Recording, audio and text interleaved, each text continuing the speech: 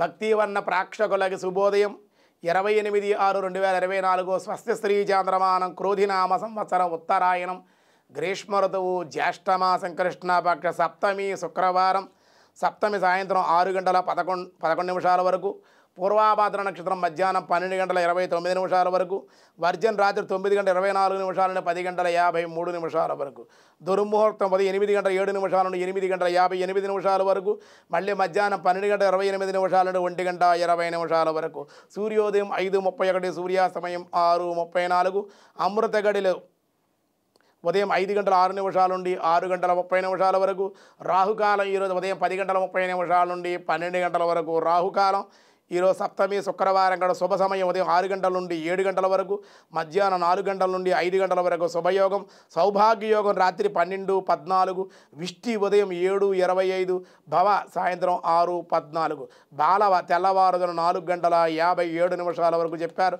సప్తమి శుక్రవారం కూడా అన్ని కార్యాలకి అనుకూలం. దినారంభ చక్రాన్ని బట్టి మేష వృషభ మిథున కర్కాటక రాశి వారికి చాలా అనుకూలంగా ఉంది ఈరోజు. అలాగే సింహ కన్య తుల వృశ్చిక రాశి వారికి మిశ్రమంగా ఉంది. అలాగే ధనసు మకర కుంభ మీనరాశుల వారికి చాలా అనుకూలంగా ఉంది.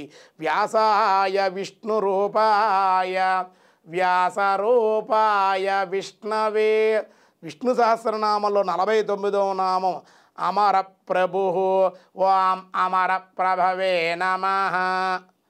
అమర ప్రభు అమరులుగా దేవతలు వీరికి అధిపతి అగుట చేత శ్రీహరి అమర ప్రభు అయ్యాడు. తను ఆశ్రయించిన భక్తులు దేవతలు అనేకమైనటువంటి వరాలు శక్తుల్ని ప్రసాదించేటువంటి వాడు. అట్టి శక్తి సంపన్నుడు దేవతలకు కూడా ప్రభు అయినటువంటి వాడు శ్రీహరి అగుట చేత అతనిని అమర ప్రభువుగా కీర్తించారు. కావున వివిధ దేవతల ఆరాధన కంటే సర్వదేవతా స్వరూపుడు పరబ్రహ్మను సేవించడే పరమశ్రేష్టముగా మనకి తెలియబరుస్తూ ఉంది. గీతాశాస్త్రంలో కూడా చెప్పారు. అమర ప్రభ దేవతలకే శక్తినిచ్చేటువంటి దేవదేవుడు కనుకనే అమర ప్రభువు అని అమర ప్రభవే నమః అనే నామాన్ని విశేషత ఎంతో ఉంది అని చెప్పడం జరిగింది. మిగతా విషయాలు రేపు చూద్దాం. ఈరోజు స్వస్తి.